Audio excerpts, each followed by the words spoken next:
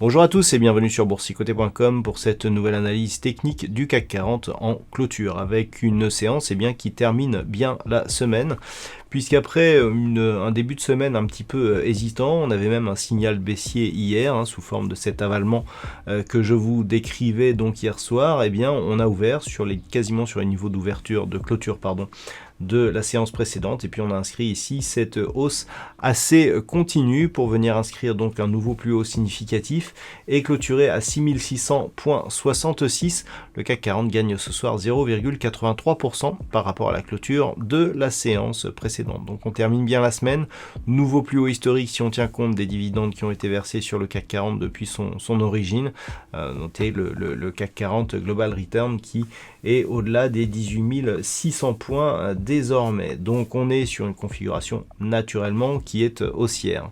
Du point de vue des indicateurs techniques, on a ici les histogrammes du MACD qui étaient quelque peu hésitants, qui reprennent une dynamique plutôt haussière aujourd'hui, et un RSI qui est en train d'entrer dans sa zone de surachat puisqu'on inscrit 70,33 ce soir.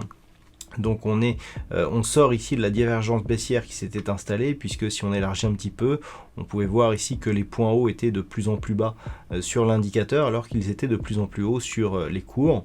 On rétablit un petit peu cette vérité, à savoir un plus haut des cours, un nouveau plus haut d'indicateur par rapport à ces deux précédents ici, et donc on sort de la divergence baissière qui était en cours sur l'indice parisien.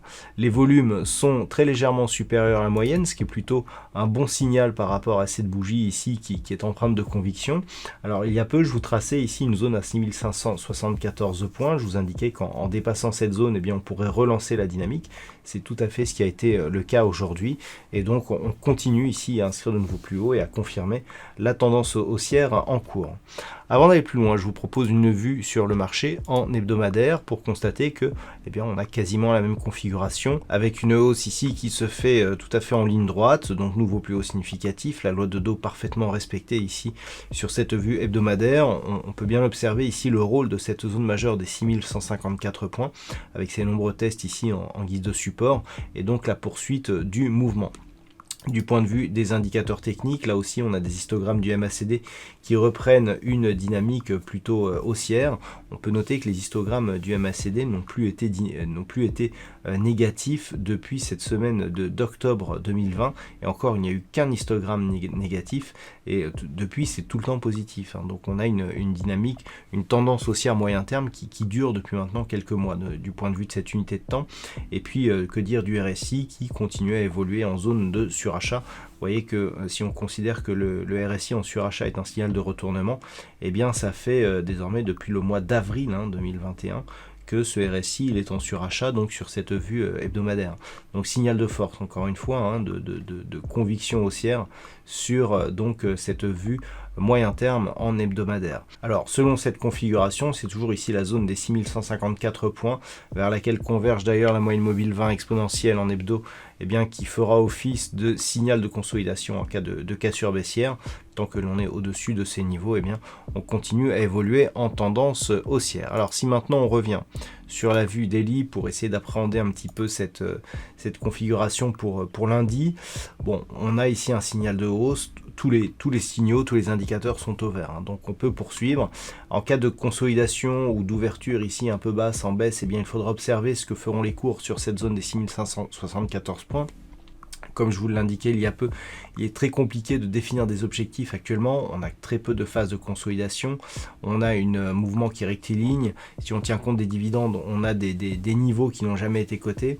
On ne peut pas parler d'effet mémoire au niveau du prix, au niveau des actions, parce que ça fait plus de 20 ans que l'on n'a pas atteint ces niveaux. Et le CAC 40 avait été composé de titres totalement différents. Le CAC 40 a bien changé depuis ces 20 ans.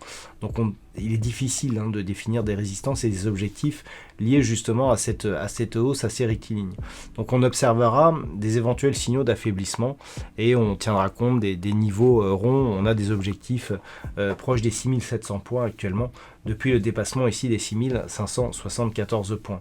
A l'inverse, si les cours se mettaient à baisser, on a toujours les mêmes niveaux, avec ici un niveau intermédiaire proche des 6520 points. En cas de cassure, on aura un premier signal d'affaiblissement et ce niveau ici des 6490 points. Ensuite, nous avons la moyenne mobile 20 exponentielle, mais d'un point de vue un peu plus moyen terme, c'est surtout une cassure ici de cette zone des 6421 points qui pourrait nous envoyer un signal relativement fort.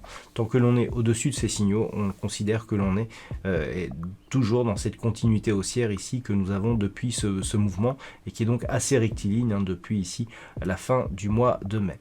Voilà donc ce que l'on peut dire sur cette configuration technique, sans surprise, donc tout est haussier.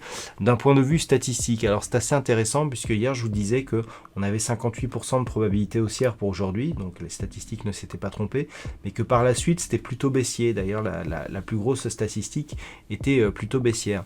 Eh bien on reste dans la même veine, à savoir que par rapport à la configuration actuelle, c'est assez partagé, mais plutôt baissier pour la semaine prochaine. Pour lundi, on a une probabilité qui se quantifie à... Alors, c'est encore une fois une statistique inversée. On a 45,5% de probabilité baissière, donc 54-50 haussière, mais avec beaucoup plus de potentiel à la baisse. Donc, ce qui veut dire qu'on est plutôt ici sur une probabilité de bougie avec une forte volatilité baissière, mais une faible volatilité haussière. Et puis, pour les jours suivants, eh bien, ça s'équilibre, voire ça devient plutôt baissier pour le milieu de la semaine notamment.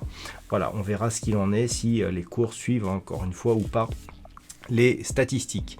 Voilà donc pour cette analyse technique de fin de semaine. Je vous souhaite un très bon week-end et on se retrouve dès la semaine prochaine pour d'autres analyses techniques, toujours sur le site boursicoté.com.